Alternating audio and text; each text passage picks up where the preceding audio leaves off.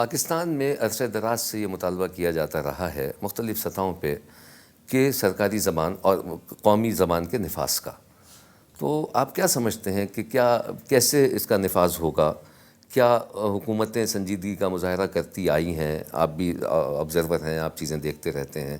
کیسے ہونا چاہیے اس کو، اور کیا یہ اس کا کوئی حل ہے؟ میرے خیال سے پاکستان میں زیادہ تر انتشار ہے، لیکن ایک چیز اس پر اتفاق پاکستان کے 5 صوبوں اور تمام علاقوں پہ ہے، مشترک سب چاہتے ہیں.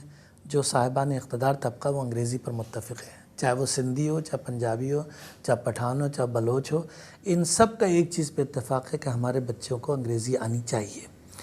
چونکہ یہ اقتدار والا طبقہ ہے، صاحب حیثیت طبقہ ہے، یہ اس لیے چاہتے ہیں کہ چنانچہ بڑی بڑی نوکری اور وہ سب چیزوں میں ان کا اثر رہے گا. جس دن آپ نے اردو کر دی تو اس میں جو ہے نتھو خاں بھی مقابلہ کرے گا ایک بڑے جاگیردار کے بیٹے کا، اور شمبھو میاں بھی جو مقابلہ کریں گے بڑی دار.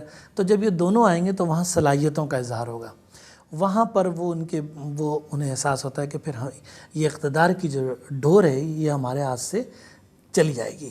تو اس لیے جو یہاں کا مقتدر طبقہ ہے، صاحب حیثیت طبقہ ہے، وہ اردو کو کبھی بھی نافذ نہیں ہونے دے گا، اور میں سمجھتا ہوں کہ اردو نافذ بھی کبھی نہیں ہوگی سرکاری زبان کی حیثیت سے. مگر اردو چونکہ اس علاقے کی ایک ضرورت کو پورا کرتی ہے.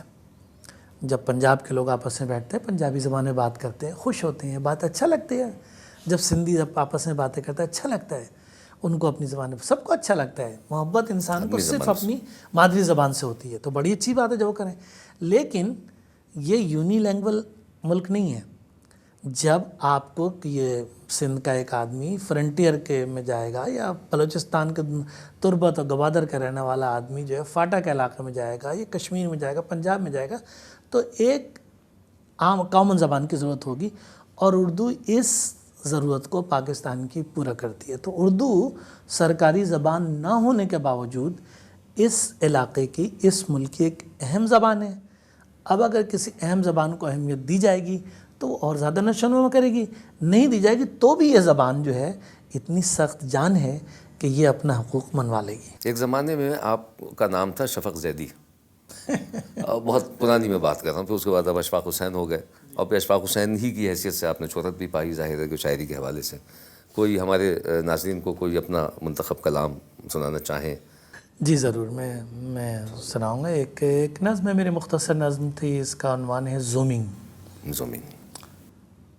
دیکھوں جو آسماں سے تو اتنی بڑی زمین، کیا کہنا، اتنی بڑی زمین پہ چھوٹا سا ایک شہر، کیا کہنا، چھوٹے سے ایک شہر میں سڑکوں کا ایک جال، کیا کہنا، سڑکوں کے جال میں چھپی ویران سی گلی، کیا کہنا، ویران گلی کے موڑ پہ تنہا سا ایک شجر، بہت اچھا، تنہا شجر کے سائے میں چھوٹا سا ایک مکان، کیا کہنا، چھوٹے سے ایک مکان میں کچی زمین کا صحن، کیا کہنا، کچی زمین کے صحن میں کھلتا ہوا گلاب، کیا کہنا، کھلتے ہوئے گلاب میں مہکا ہوا بدن، آہا، مہکے ہوئے بدن میں سمندر سا ایک دل، کیا کہنا، اس دل کی وسعتوں میں کہیں کھو گیا ہوں میں، یوں ہے کہ اس زمین سے بڑا ہو گیا ہوں میں،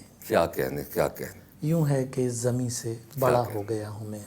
سبحان اللہ. ناظرین، آپ نے دیکھا کہ اشفاق حسین صاحب جو کینیڈا سے تشریف لائے ہوئے ہیں، انہوں نے ہمارے ساتھ گفتگو کی، کینیڈا میں اردو کے کچھ مسائل بیان کیے نئی نسل کے ساتھ، اور پھر اردو کی ایک اہمیت پر بھی گفتگو ہوئی، اس کے ساتھ جو سلوک ہے اس پر بھی تھوڑا سا تشویش کا اظہار کیا. اس دعا کے ساتھ آپ سے رخصت ہونا چاہیں گے کہ اردو ہماری زبان ہے، ہماری قومی زبان ہے، اور قومی زبان ہمیشہ آپ کے کردار اور تہذیب کے تشخص کو متعین کرتی ہے. خدا کرے کہ ہماری قومی زبان سرکاری سطح پر بھی اسی طرح نافذ ہو جیسے دیگر ممالک کی سرکاری زبانیں ہیں. اس کے ساتھ ہی مجھے اجازت دیجیے.